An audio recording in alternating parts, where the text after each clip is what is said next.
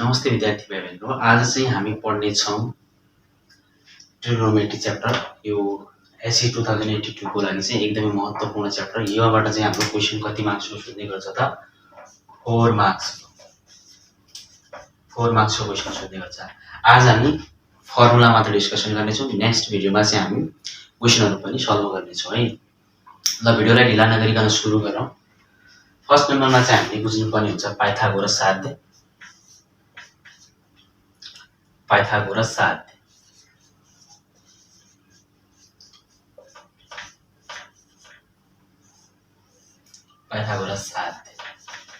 फर्स्टमा चाहिँ हामीले बुझ्नुपर्ने हुन्छ कि पाइथागोरस साध्य। अब क्लास 8 मा पढेको हो। यसलाई चाहिँ हामी सरसँग मज्जाले बुझ्ने। पाइथागोरस साध्य भनेको चाहिँ कुनै एउटा ट्रायंगल लियौं हैन। ट्रायंगल लियौं। यो हाम्रो चाहिँ कस्तो ट्रायंगल हो? राइट एंगल ट्रायंगल हो।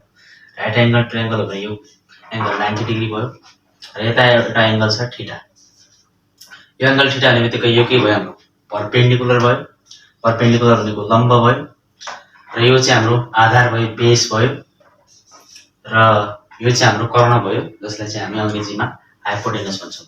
अब सर्ट नेम चाहिँ दिएको छु मैले। अब बुझ्ने है हामीले। अब सर्ट नेमहरु दिएको छु। यहाँबाट चाहिँ हामीले फर्मुला भनेको चाहिँ यो फर्मुला के हुन्छ भने h² = p² + b² लेख्न मिल्छ। अब यहाँबाट हामीले h निकाल्ने भने √p² + b² हुन्छ। सिमिलरली चाहिँ हामीले p निकाल्नु पर्यो। p² = के भयो त? h² - b² भयो। अब p = √h² - b²। यति कुरा बुझ्ने है त।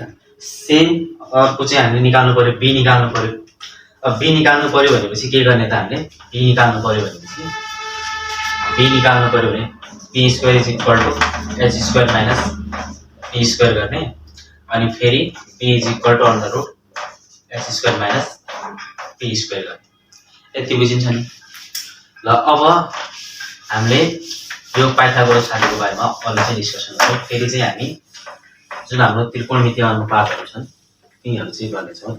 त्रिकोणमितीय अनुपातहरु भन्दा पनि त्रिकोणमितीय अनुपातहरुले चाहिँ त्यो रेशियोमा कसरी लेख्ने वाला चाहिँ हुन्छ हैन। जुन त्रिकोणमितीय अनुपातहरु चाहिँ हामी गरौँ। ल त्रिकोणमितीय अनुपात भनेर हेडिङ हालौं त।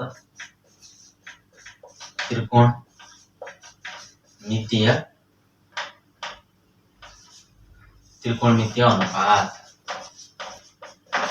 त्रिकोणमितीय अनुपातमा हामीले बुझ्नुपर्ने के हुन्छ भने चाहिँ सबैभन्दा पहिला अब यहाँ हामीले sin cos tan को भ्यालु राख्ने। अब कम्पल्सरी म्याथ भएकोले चाहिँ म sin cos tan को नै बताउन गएको छु। sin cos tan को चाहिँ त्रिकोणमितीय sin θ cos tan θ। अब यहाँ चाहिँ हामी त्रिकोणमितीय अनुपात चाहिँ जस्तै चाहिँ के बुझ्ने भने चाहिँ यो चाहिँ हाम्रो के त? Perpendicular by hypotenuse, base by hypotenuse र perpendicular by base. Perpendicular by base हो भनेर बुझ्नु। यो कसरी आयो? ल हाम्रो यो यता यस्तो साइडमा लेख्छौं PBP ओपन HHB। ल यो चाहिँ बुझ्ने हामीले। PBP p परपेन्डिकुलर बेस भने यो sin को फर्मुला भयो। sin θ। यो चाहिँ हाम्रो cos θ। यो भनेको हाम्रो tan θ। यहाँसम्म बुझ्ने। sin θ cos tan θ भनेर बुझ्ने। sin θ cos θ and tan θ को भ्यालुहरु चाहिँ राख्ने। अब यो तपाईहरुले चाहिँ याद राख्न सक्नुहुन्छ। कसरी याद राख्न सक्नुहुन्छ भने अब म चाहिँ सानो कहानी सुनाउँछु। कहानीबाट याद राख्ने है त। कहानीबाट याद राख्ने। कहानी के छ भनेपछि अब एउटा दुईटा बाउ छोरा रहेछन् हैन। दुईटा बाउ छोरा। एउटाको नाम पल्लव रहेछ, बुवाको नाम पल्लव रहेछ अनि छोराको नाम चाहिँ भास्कर रहेछ है त। के रहेछ? पल्लव रहेछ अनि यसको नाम भास्कर रहेछ। पल्लव रहेछ अनि भास्कर रहेछ। अब यिनीहरु बीच चाहिँ झगडा परेछ। भन्नाले चाहिँ सानो तिनो कुरामा चाहिँ मेल नभएको रहेछ। अब सानोतिनो कुरामा चाहिँ यिनीहरुलाई चाहिँ असहमति जनाएकोले यिनीहरु बीच चाहिँ अलि सानोतिनो झगडा परेछ। अब भास्करले के भन्छ भनेपछि भास्करले के भन्छ छोरालाई बनाउन भास्करले चाहिँ बुवालाई बनाउन के भन्छ, बुवालाई फकाउनलाई चाहिँ भास्करले के भन्छ भनेपछि प्यारो बुबा पल्लव हाँसी हाँसी बोल। यसरी चाहिँ तपाईँहरूले याद राख्न सक्नुहुन्छ। ल अब चाहिँ ढिला नगरिकन त्रिकोणमितीय जुन अनुपातहरूको टेबल छ हामीले trigonometric values of trigonometric ratio अथवा त्रिकोणमितीय अनुपातहरूको जुन मान छ त्यो वाला चाहिँ लेख्नु। त्रिकोणमितीय अनुपातहरूको मानलाई चाहिँ लेख्नु है त। त्रिकोणमितीय अनुपातहरूको मानसम्म चाहिँ हामीले आज पढ्ने। त्रिकोणमितीय अनुपातहरूको मान। अब त्रिकोणमितीय अनुपातहरूको मान चाहिँ हामीले याद राख्नुपर्ने छ। हामीले सुरुमा यहाँबाट यो टेबल चाहिँ एकदमै महत्त्वपूर्ण छ है त। टेबल चाहिँ एकदमै महत्त्वपूर्ण छ। यो टेबल याद गर्ने पढ्ने हैन। यता चाहिँ अनुपात लेखौँ, यहाँ चाहिँ हाम्रो कोण लेखौँ हैन नेपाली मिडियममा। इङ्ग्लिस मिडियमकोहरूले चाहिँ के गर्ने, यहाँ रेसियो यहाँ एङ्गल लेख्ने है। एङ्गल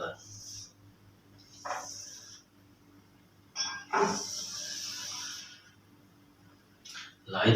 यहाँ कति 0 degree 30 degree 45 degree 60 degree and 90 degree.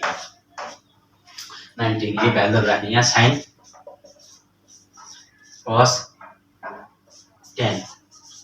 अब साइन 0 डिग्री 0 1/2 साइन 0 डिग्री 0 अनि यसको भ्यालु चाहिँ 1/2 अनि 45 डिग्रीको 1/√2 अनि यसको भ्यालु चाहिँ हाम्रो √3/2 एन्ड 90 डिग्रीको भ्यालु चाहिँ 1 हुन्छ। साइन 90 डिग्रीको भ्यालु 1 हुन्छ। याद राख्ने। ठ्याक्कै यसको उल्टो गरिदिनु है। अब यहाँ cos 0 डिग्रीको चाहिँ कति हुने भयो त 1 हुने भयो है त। यहाँ चाहिँ हाम्रो साइन 0 डिग्रीको 0 थियो भनेपछि हामी यहाँको 0 होला हैन। यो 0 हुन्छ। ठ्याक्कै उल्टो गरिदिनु। 30 डिग्रीको भ्यालु चाहिँ 60 डिग्रीको जति हैन। यहाँ cos 30 डिग्रीको भ्यालु साइन 60 डिग्रीको जति √3/2 अनि हामीले अर्को के बुझ्ने, यो चाहिँ हाम्रो सेमै पर्यो हैन। 1/√2 ट्याक्क बिचैमा र 1/2 चाहिँ हाम्रो साइन 60 डिग्रीको cos 60 डिग्रीको भ्यालु थियो। अब यो चाहिँ सेम गर्यो। अब हामीले चाहिँ tan को भ्यालु निकाल्नु पर्यो भने tan को भ्यालु निकाल्नु पर्यो भने के गर्छौँ त हामी। tan को भ्यालु निकाल्नु पर्यो भने चाहिँ हामीले sin बाइ cos गर्छौँ। sin बाइ के गर्छौँ त cos गर्छौँ। tan को भ्यालु निकाल्नु पर्यो sin बाइ cos गर्छौँ। त sin 0/1 भनेको कति हुन्छ त। अब कुनै नम्बरले एनी नम्बर यो यता लेख्छु है त म। एनी नम्बर 0/any नम्बर छ भने त्यसको भ्यालु चाहिँ 0 हुन्छ है।